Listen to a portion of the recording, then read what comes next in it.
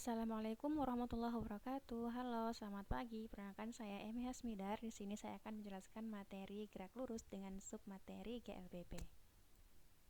GLBB adalah gerak lurus dengan kecepatan berubah beraturan atau percepatannya tetap.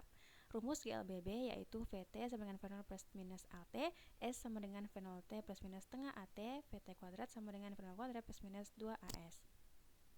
GLBB pada lintasan vertikal terbagi menjadi dua, yaitu GLBB dipercepat dan GLBB diperlambat. Untuk contoh GLBB dipercepat yaitu gerak vertikal ke bawah dan gerak jatuh bebas, sedangkan untuk diperlambat yaitu gerak vertikal ke atas.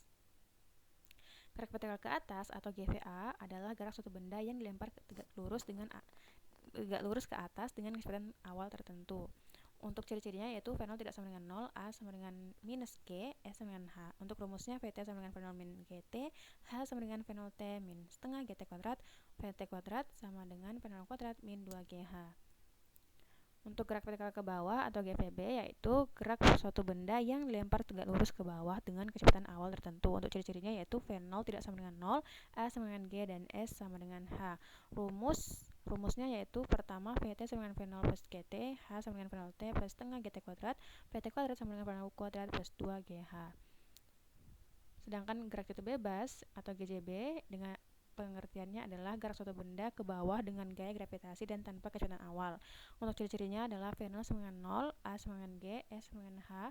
Sedangkan rumusnya yaitu VT sama dengan GT, H sama dengan setengah GT kuadrat, VT kuadrat sama dengan 2GH. Nah, untuk ketiga gerak vertikal tadi yang sangat berbeda yaitu gerak jatuh bebas, karena pada gerak jatuh bebas ini tidak memiliki V0 atau kecepatan awalnya itu 0, sedangkan gerak vertikal ke bawah dan ke atas memiliki kecepatan awal. Untuk grafik gerak vertikal pada GVA dapat dilihat bahwa grafik hubungan perpindahan terhadap waktu itu kurvanya melengkung ke bawah. Hal ini karena posisi benda diukur dari bawah ke atas. Karena saat melemparkan benda dari bawah ke atas itu kecepatannya semakin berkurang dan semakin bertambahnya waktu, perpindahan benda yang dihasilkan semakin besar. Pada grafik ini dapat kita cari kecepatan dengan rumus V sama dengan minus delta S per delta T. Pada grafik percepatan terhadap waktu dapat dilihat bahwa semakin bertambahnya waktu, maka kecepatan yang dihasilkan adalah semakin berkurang hingga pada 0 kecepatan. Pada grafik ini dapat kita hitung percepatan maupun posisi. Untuk percepatannya adalah A sama dengan minus delta V per delta T. Untuk posisi S sama dengan minus setengah VT.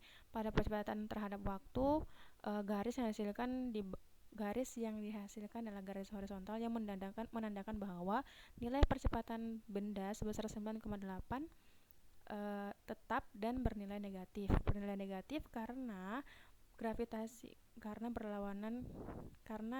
gerak vertikal ke atas berlawanan dengan gaya gravitasi.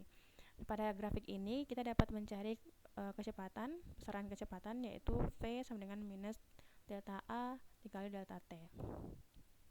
Untuk grafik gerak vertikal pada GVB dan GJB, grafiknya sama. Untuk grafik perpindahan terhadap waktu, kurva yang dihasilkan adalah kurva melengkung ke atas. Di sini dapat kita lihat bahwa benda yang dijatuhkan dari atas ke bawah diukur dari posisi awal benda, yaitu dari atas ke bawah, sehingga semakin bertambahnya waktu maka semakin besar perpindahan yang dihasilkan. Pada grafik ini kita dapat mencari kecepatan dengan rumus V sama dengan delta S per delta T. Untuk grafik kecepatan terhadap waktu, kita dapat melihat bahwa semakin bertambahnya waktu maka kecepatan yang dihasilkan semakin bertambah. Karena apa? Karena dibantu dengan gaya gravitasi. Pada grafik ini kita dapat mencari nilai percepatan dan juga nilai posisi, yaitu A sama dengan delta V per delta T, posisi S sama dengan setengah VT. Nah, pada grafik percepatan terhadap waktu ini sedikit berbeda dengan grafik pada GVA, karena pada GVA bernilai negatif sedangkan pada GVB dan GJB bernilai positif, karena lagi-lagi gerak vertikal ke bawah dan gerak jatuh bebas searah dengan gaya gravitasi, sehingga nilainya adalah positif. Nah, pada grafik ini dapat kita cari kecepatan, yaitu V sama dengan delta A dikali delta T. Untuk latihan soal, yang pertama adalah berapakah kecepatan benda pada detik ke-20 hingga ke-40. Nah, diketahui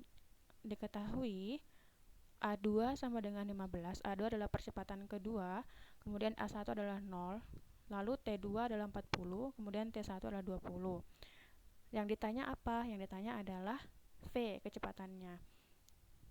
Nah, dijawab untuk mencari kecepatan pada grafik percepatan terhadap waktu, dapat kita ingat lagi sebelumnya pada grafik percepatan. Nah, ini grafik percepatan terhadap waktu kita nyarinya kecepatan kan, maka delta A dikali delta T. Nah, sesuai ya dengan rumus tadi, maka untuk mencari V sama dengan delta A dikali delta T. V sama dengan A1-nya adalah 15 dikurangi 0, 40 dikali 40 dikurangi 20. Sehingga hasilnya adalah V sama dengan 300 M per S. Selanjutnya, di sini ada gabungan ya, ada 3 bangun 1, bangun 2, dan bangun 3. Di sini diminta untuk menentukan percepatan benda dari A ke B, lalu jarak tempuh benda dari A ke B, lalu jarak tempuh benda dari B ke C. Nah, untuk yang pertama, percepatan benda dari A ke B. Untuk mencari percepatan benda pada grafik kecepatan terhadap waktu, maka rumusnya adalah A sama dengan delta V per delta T. Delta V, V2 dikurang V1, delta T, T2 dikurang T1. Nah, kita cari V2-nya berapa? V2-nya 2, kemudian dikurangin V1-nya itu 0, 2 kurangin 0, 0. Kemudian waktu kedua dikurangin waktu pertama, 3 dikurangin 0. Maka hasilnya adalah 0,67 meter per sekon kuadrat. Selanjutnya adalah jarak tempuh benda dari A ke B. Dari A ke B berarti jarak tempuhnya itu kita menggunakan rumus luas segitiga siku-siku, yaitu setengah alas kali tinggi. Tapi di sini kita menggunakan setengah delta V kali delta T. Nah, delta V itu kan berarti V2 dikurangin V1. Berarti V2-nya 2 dikurangin 0, kemudian T2-nya 3 dikurangin 0, 3. Lalu dikalikan dengan setengah, sehingga hasilnya adalah 3 meter. Terakhir kita akan mencari jarak tempuh benda dari C ke D. C ke D berarti ini maksudnya B ke C. B ke C adalah bangun persegi panjang. Di sini kita akan mencari jarak tempuh benda dari B ke C menggunakan luas persegi panjang, yaitu panjang kali lebar. Ya, tapi di sini kita menggunakan besaran VT. Nah, sehingga S-nya itu V2-nya adalah 2 dikurangin V1 0, lalu T-nya 3 dikurangin T1 0, maka hasilnya adalah 8. Gak pakai setengah lagi karena setengah kan untuk bangun segitiga siku-siku, tapi ini adalah persegi panjang, makanya langsung dikalikan 4 kali 8, seperti itu. Terima kasih.